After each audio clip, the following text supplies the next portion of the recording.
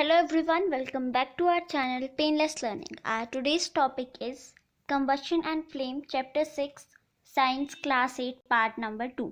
This is the part number 2 of this chapter. We have done part number 1 in previous video. I'll mention the link in the description box to check it.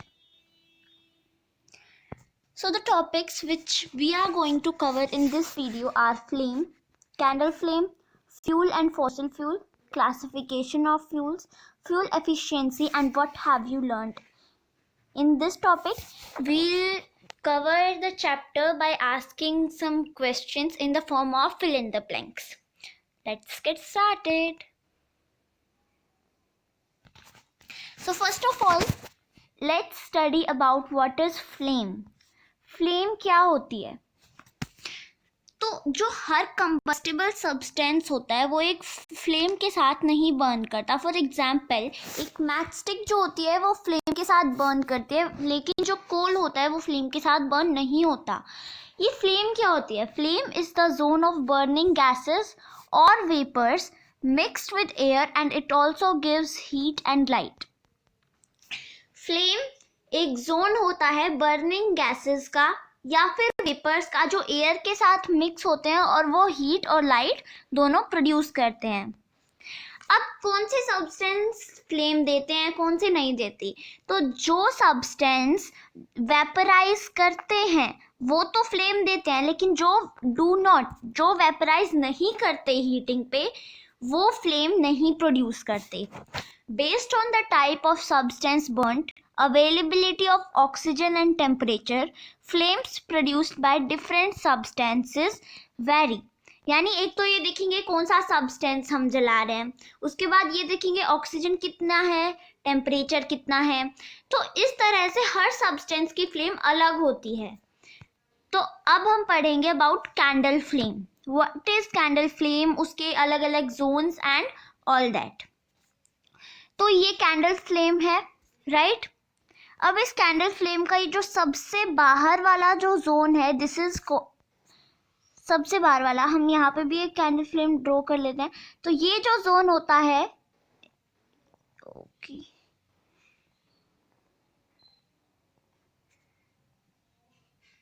Yes, तो ये जो zone होता है this is called the outer most zone. Outer most zone को हम non luminous zone भी कहते हैं और जोन ऑफ कंप्लीट कंबस्शन भी कहते हैं. कंप्लीट कंबस्शन कैसे, हमने पिछली वीडियो में पढ़ा था कि कंप्लीट कंबस्शन वो होता है जिसमें अमाउंट ऑफ ऑक्सीजन जो है वो सफिशिएंट होता है और वो कंप्लीट कंबस्शन करता है, कोई रेसिड्यू नहीं छोड़ता. सो that is called complete combustion. तो यहाँ पे कंप्लीट कंबस्शन परफॉर्म होता है. क्यों? क्योंकि यहाँ से जो ऑक्सीजन की जो हमें अमाउंट मिल रहा है वो सफिशिएंट है.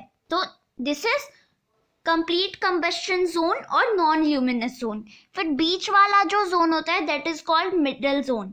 मिडल जोन को हम ल्यूमिनस जोन भी कहते हैं और जोन ऑफ इनकम्प्लीट कंबस्शन भी कहते हैं. इनकम्प्लीट कंबस्शन जब ऑक्सीजन की अवेलेबिलिटी लिमिटेड हो, क्योंकि जो ऑक्सीजन आ रही है वो तो फर्स्ट जोन ने यूज कर ली, अंदर जो है वो बहुत ही कम जो है ऑक्सीजन जाती है, ठीक है. So that is called middle zone और zone of incomplete combustion. Then आता है इनर मोस्ट जोन. ये जो जोन होता है इनर मोस्ट, सबसे बीच वाला zone, it is also known as the dark zone और the zone of no combustion. यहाँ पे कोई भी कंबस्शन परफॉर्म नहीं होता है. The flame in this zone appears greyish black. It is the least hot zone.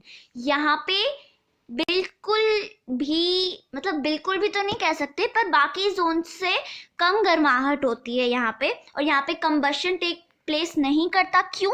क्योंकि जो बाहर से ऑक्सीजन आती है वो आउटर मोस्ट और मिडल जोन ने जो है यूज कर ली, इस तक ऑक्सीजन बहुत कम पहुंचती है, बहुत ही ज्यादा कम. तो अब जो है हम आउटर मोस्ट जोन और मिडल जोन और इनर मोस्ट जोन के डिफरेंसेस देखेंगे. Outer most zone also known as the non luminous zone और the zone of complete combustion. Surplus supply of oxygen, मतलब बहुत ज़्यादा सप्लाई ऑफ ऑक्सीजन मिलती है यहाँ पे. Then direct contact with air के साथ डायरेक्ट कॉन्टैक्ट होता है. Flame appears blue because of complete burning. अब हमारी फ्लेम ब्लू क्यों अपीयर होती है? आपने एलपीजी गैसेस देखी होंगी, जो एलपीजी गैसेस होती हैं, गैस होते हैं, उनकी फ्लेम ब्लू होती है। क्यों? क्योंकि वहां पे कंप्लीट कंबशन परफॉर्म होता है। So flame appears blue because of complete burning. Hottest zone होता है और नो सूट इज प्रोड्यूस्ड, यानी कोई आपका जो रेसिड्यू है वो नहीं बचेगा। Then let's talk about the middle zone. Middle zone also known as the luminous zone और जोन ऑफ इनकम्प्लीट कंबशन। पूरी तरह से कंबशन नहीं होता है, यहाँ पे सफिशिएंट अमाउंट ऑफ ऑक्सीजन भी अवेलेबल नहीं होती, no sufficient direct contact with air and flame appears orange yellow because of partial combustion. अब ऑरेंज येलो इस टाइप की फ्लेम क्यों दिखती है? क्योंकि वहां पे पार्शियल कंबशन होता है, पूरी तरीके से कंबशन नहीं होता। This is the moderately hot zone, ज्यादा गर्म नहीं होता है, and soot is produced with gets ignited.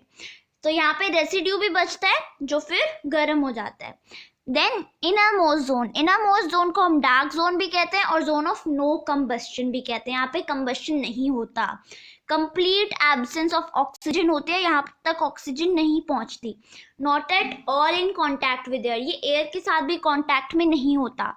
Flame appears greyish black as no combustion takes place. Greyish black जो है आपको कब दिखेगी फ्लेम? जब कंबस्शन नहीं होगा वहां पे। लीस्ट हॉट जोन होता है ये, और poisonous gases such as carbon monoxide, ये वाली गैसेस जो है प्रोड्यूस होती हैं। कार्बन मोनोऑक्साइड बहुत ही ज्यादा पॉइजनस गैस होती है, हमने पिछले वीडियो में भी पढ़ा था। So let's move to the next slide. Next is fuel and fossil fuel. Fuel क्या होता है और फॉसिल फ्यूल क्या होता है? तो any substance that burns, it is that any substance that burns to release heat and light during the process of combustion is called fuel. Fuel क्या होता है? हमने पिछले वीडियो में पढ़ा दैट एक सब्सटेंस बर्न होता है, जो सब्सटेंस बर्न होता है ना, उसी सब्सटेंस को हम फ्यूल कहते हैं। तो जो सब्सटेंस कंबस्शन परफॉर्म करता है और बर्न होता है, that substance is known as the fuel. Fuel जो है वो सोर्स ऑफ एनर्जी भी होता है। Fuel is the source of energy. अलग अलग टाइप के फ्यूल्स होते हैं, जैसे पेट्रोल एक फ्यूल है, एलपीजी एक फ्यूल है, सीएनजी भी एक फ्यूल है, डीजल एक फ्यूल है, कोल एक फ्यूल है, नेचुरल गैस एक फ्यूल है। तो ये सारे फ्यूल्स होते हैं। Then there comes fossil fuel. Fossil fuel क्या होता है? Fuel that is form naturally from dead remains of plants and animals is known as fossil fuel. तो ये होता है फॉसिल फ्यूल। अब फॉसिल फ्यूल कैसे फॉर्म होता है? जैसे कोल, पेट्रोलियम और नेचुरल गैस, ये सारे फॉसिल फ्यूल्स होते हैं। तो बहुत मिलियंस ऑफ ईयर्स अगो जब प्लांट्स जो हैं वो भी मतलब वो सूख जाते थे और मिट्टी में मिल जाते थे, तो वो अर्थ के अंदर मिल जाते थे। तो इससे किसकी फॉर्मेशन होती है? कोल की। ये बात याद रखना कि जब वो अर्थ में मिलेंगे तो कोल की फॉर्मेशन होगी, लेकिन अगर वो डाई इनसाइड द सी, अगर सी के अंदर मिलते हैं तो पेट्रोलियम और नेचुरल गैस की फॉर्मेशन होती है। तो कोल कहाँ से मिलता है? अर्थ में से, और petroleum and natural gas inside the sea. Okay, let's move to the classification of fuels. अब फ्यूल्स को क्लासिफाई करेंगे हम डिफरेंट टाइप्स में। सबसे पहले on the basis of their uses, उनके यूजेस के टाइप पे उनको, और उनकी क्वांटिटी भी हम इसे कह सकते हैं। First is renewable fuels. It's the same as renewable resources, the fuels which never get depleted, जो कभी खत्म नहीं होते, like fuels from animal waste, fuels from agricultural waste, इन सबको हम जो है रिन्यूएबल फ्यूल्स कहते हैं। Then non renewable fuels just as non renewable resources, fuel जो लिमिटेड क्वांटिटी में अवेलेबल होते हैं, जैसे सीएनजी, पेट्रोल, डीजल, पेट्रोलियम, ये सारे जो है नॉन रिन्यूएबल फ्यूल्स होते हैं।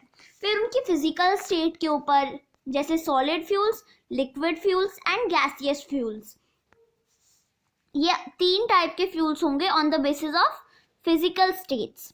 सॉलिड फ्यूल्स जैसे वुड और कोल जो सॉलिड होते हैं, मतलब उनकी फिजिकल स्टेट सॉलिड होते हैं। लिक्विड फ्यूल जैसे केरोसिन, पेट्रोल, डीजल, ये लिक्विड में होते हैं। And gaseous fuels CNG and hydrogen, ये गैस में होते हैं। Then next on the basis of sources मतलब वो हमें कहाँ से मिलते हैं। तो सबसे पहले हो गए प्राइमरी फ्यूल्स, जो fuels occur in the same form, मतलब नेचर में जैसे वो होते हैं और हम उन्हें सेम फॉर्म में यूज करते हैं, they are known as primary fuels.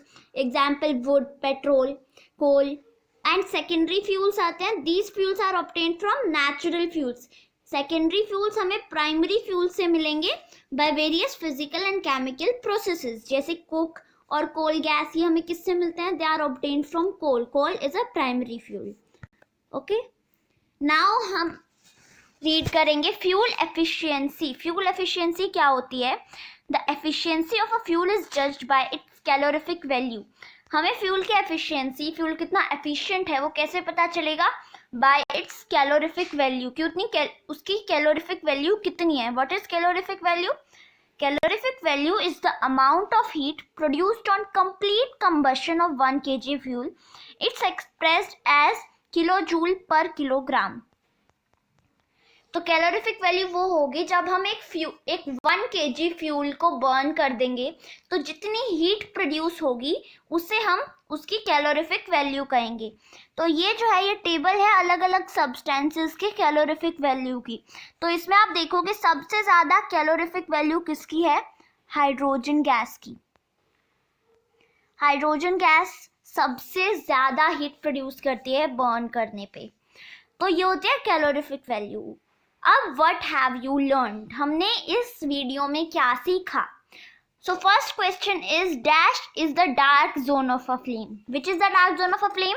Innermost zone, right? Innermost zone is the dark zone of the flame. Innermost zone क्यों? क्योंकि वहां पे कोई कंबशन नहीं टेक प्लेस करता, इसीलिए वो डार्क जोन होता है। वहां पे ग्रेइश ब्लैक कलर की फ्लेम होती है। Next is dash has the highest calorific value. अभी हमने देखा hydrogen gas. Hydrogen gas has the highest calorific value. लेकिन अगर आपके पास यही क्वेश्चन कुछ ऑप्शंस के साथ आता है, जैसे वो आपको कौन कौन से ऑप्शंस दे देंगे, they will give you LPG, आपको दे दिया एलपीजी, आपको दे दिया कोल एंड देन दे दिया आपको केरोसिन। इन तीनों में से एक सेलेक्ट करना है। तो एलपीजी की कितनी होती है? It is 50,000 to 55,000। तो 50,000 55,000। कोल की कितनी होती है? 33,000। और केरोसिन की कितनी होती है? 45,000। तो इन तीनों में से आप एलपीजी को सेलेक्ट करोगे। अगर ऑप्शंस दिए होते हैं तो आपको उनमें से सेलेक्ट करना होता है। Next is dash is the hottest zone of the flame. Hottest zone कौन सा होता है? आउटर मोस्ट जोन, क्योंकि वहां पे कंप्लीट कंबशन टेक प्लेस करता है। Dash is the unit use to express calorific value. कौन सी यूनिट होती है? It is kilojoule per kilogram. Kilojoule per kilogram. It is written like this. So it was all about this video. We'll come with next video with next part of this chapter. So I hope you understood the concept well and also liked the video. Do like and share the video and also subscribe to the channel. Thank you. Stay home, stay safe.